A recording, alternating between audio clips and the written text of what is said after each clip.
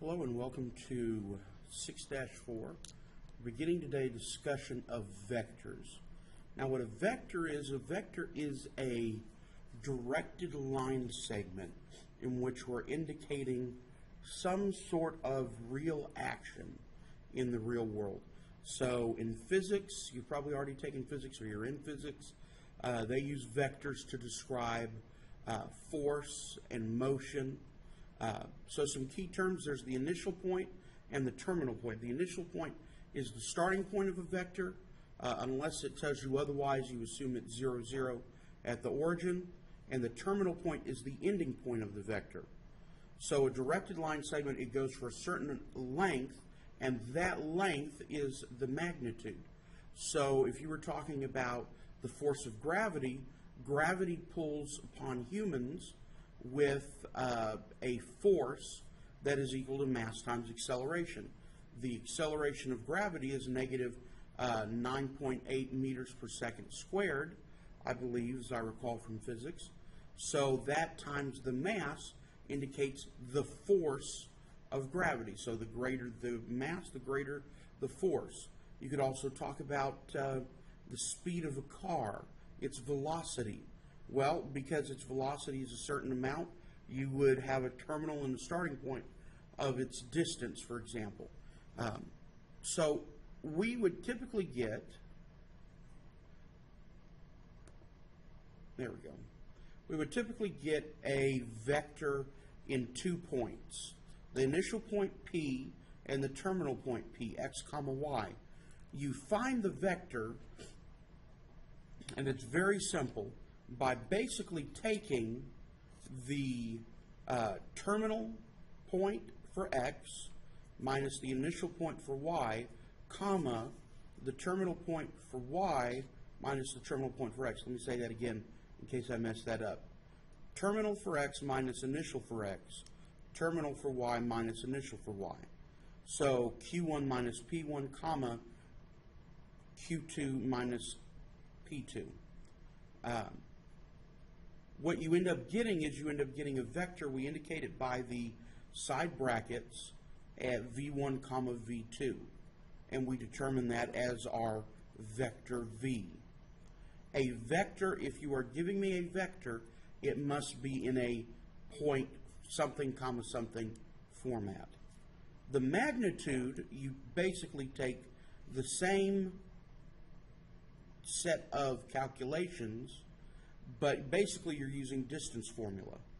So you take the initial, or the terminal minus initial squared plus terminal minus initial squared and take the square root of it. This is just like your distance formula from geometry, algebra 1, 8th grade, 6th grade, and so on. If you have the vector, you don't need to do that math. You just take the two vector points, v1 comma v2, and just square them, add them, and take the square root of them. If the magnitude is 1, it's a unit vector, and if it's 0, then it is a 0 vector. Notice how we have sort of the double lines surrounding the vector v. When we see a bold letter like v, that means vector. That tells us that v is a vector. And the double lines tell us magnitude. So to find the component form of a vector, let's say we have an initial point of 4 comma negative 7 and the terminal point of negative 1 comma 5. So the components are, the two parts of the vector are basically, you take negative 1 minus 4, which is negative 5, and 5 minus negative 7, which is 12. So then v is negative 5 comma 12, so the magnitude is negative 5 squared plus 12 squared, which gives you 25 plus 144, which gives you 169, and I need to type this in here because it cut off. It equals 13, because you have the square root of 169.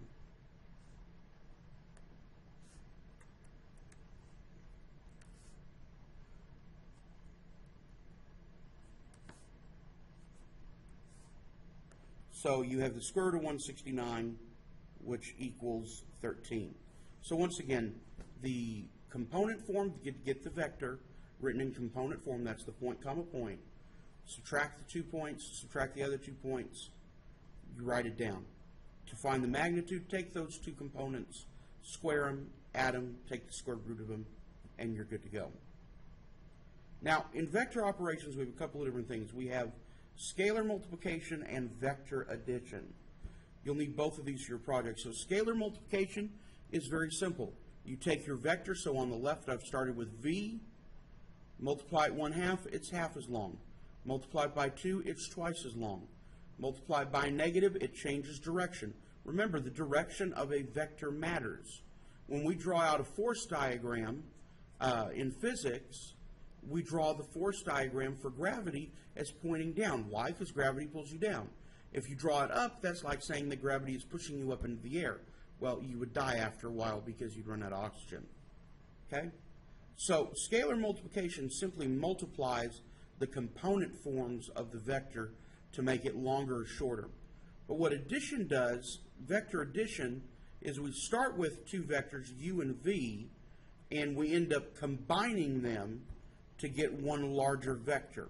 Now, what's key here is notice that when we add two vectors, you can see it in gray, that when we add the two vectors, we do what's called putting them heads to tails.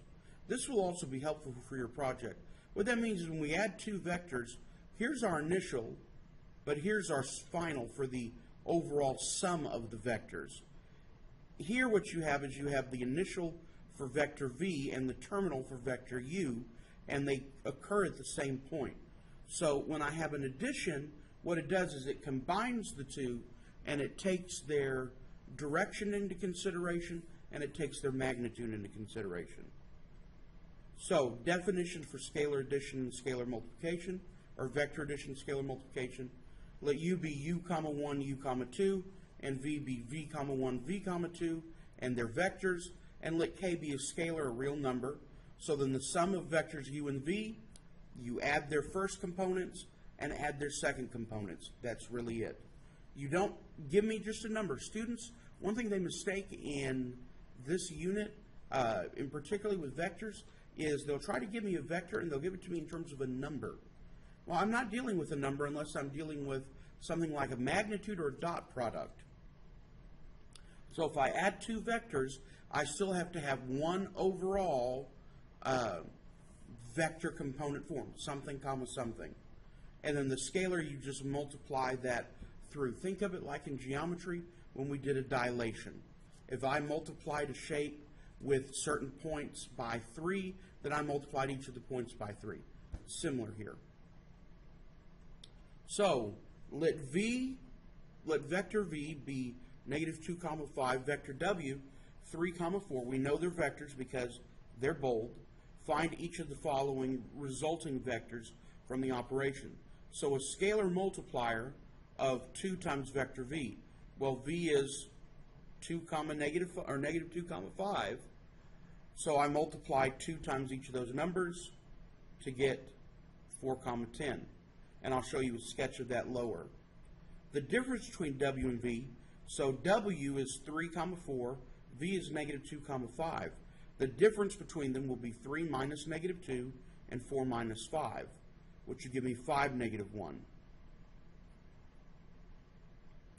Okay, now something the authors of the textbook put in here that I added to the notes is that technically when you're subtracting, you're really adding by a negative. So keep that in mind, that as you do work, if you see it plus and minus, that's the same thing as regular subtraction. And finally, the sum of vector v and twice of vector w. Well, we're going to take our component form and list it out, but we have to double w first. So 2 times 3 comma 4 gives me 6 comma 8, which then I have negative 2 comma 5 plus 6 comma 8. Negative 2 plus 6 is 4. 5 plus 8 is 13. So these are my 3 figures of this that you can copy down. So vector v originally started here at 0, 0. Remember, we assume it starts at 0, 0 unless they give us a different initial point. it was a vector of negative 2 comma 5. So I go to negative 2 comma 5 on my coordinate plane, draw the vector to it. Well, when I double it, I write my new points and draw my new vector. Now over here we had w minus v, which was vector w subtracting vector v. So w went up here, and you can add it, once again, heads to tails, to go down here. So w minus v was 5, negative 1. And then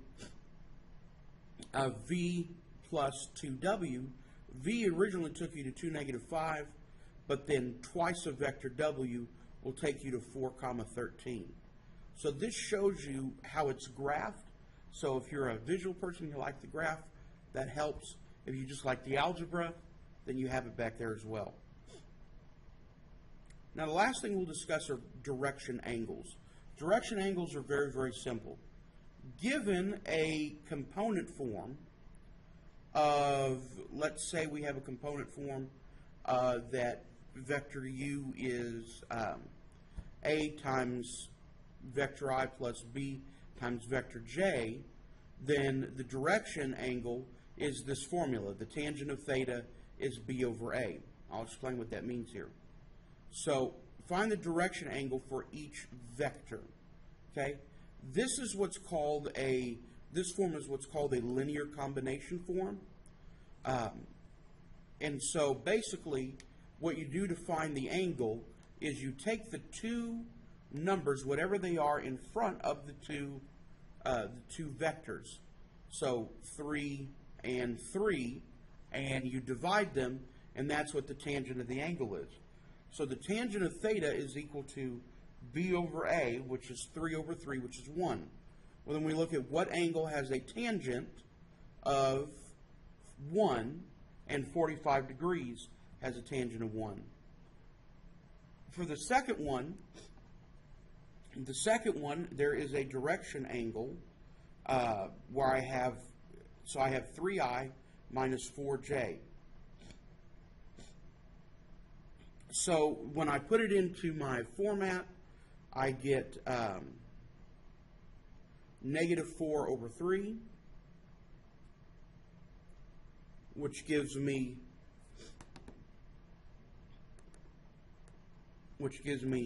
negative 51.3 degrees. Now, negative 51.3 degrees, that tells us also, if we were to draw this out, that tells us where the vector is going to end up at. That tells us that the vector is going to end up in a quadrant where the tangent is negative.